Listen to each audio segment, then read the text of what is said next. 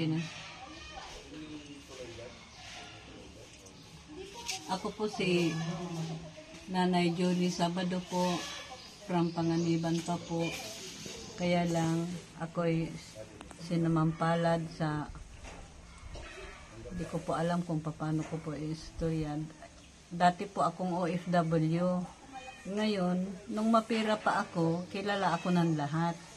Nung maubos na po ang pera ko, lalo na yung pagka-aksidente ko, niloko ako, inutang-utang hanggang sa kinuha na, hanggang hindi naubos yung pera kong dala, hindi hinintuan, at pag hindi ko raw sila pautangin, maglimutan.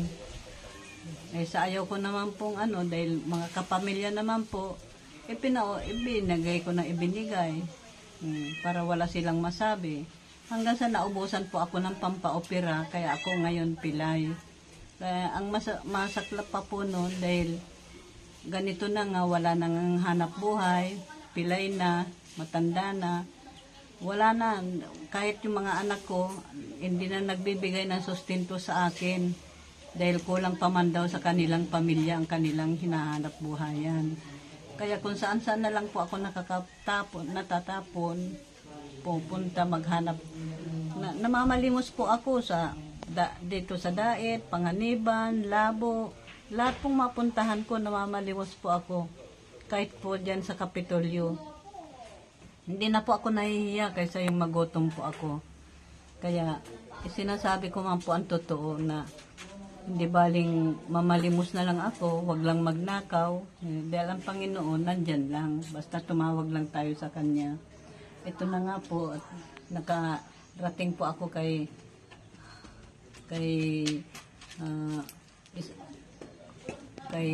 Kuya Bal.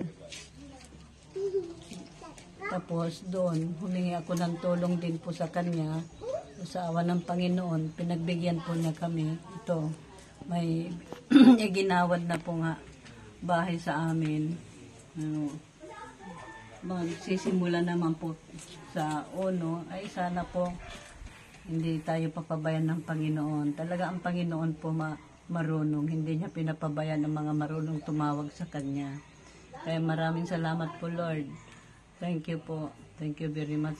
Lalo na po kay Kuya Bal, at naintindihan po niya ang kanyang ang aming sinasabi. Kagabi lang po namin nakausap siya.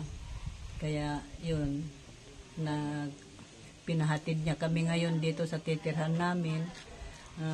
Maganda po, maganda ang kwan dito, peaceful, may peace of mind ka.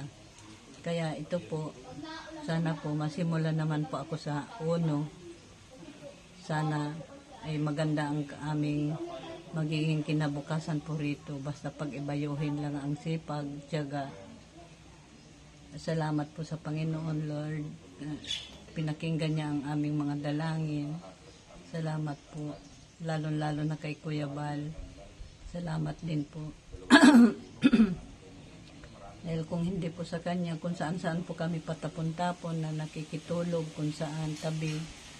Kaya, naawa po ako dahil may kasama pa po akong apo na maliit. Kaya, kahit ano po, tinatanggap na lang po namin. Kaya sa ngayon po, wala pa rin trabaho ang anak ko. Kaya umaasa pa rin po kami sa bigay-bigay.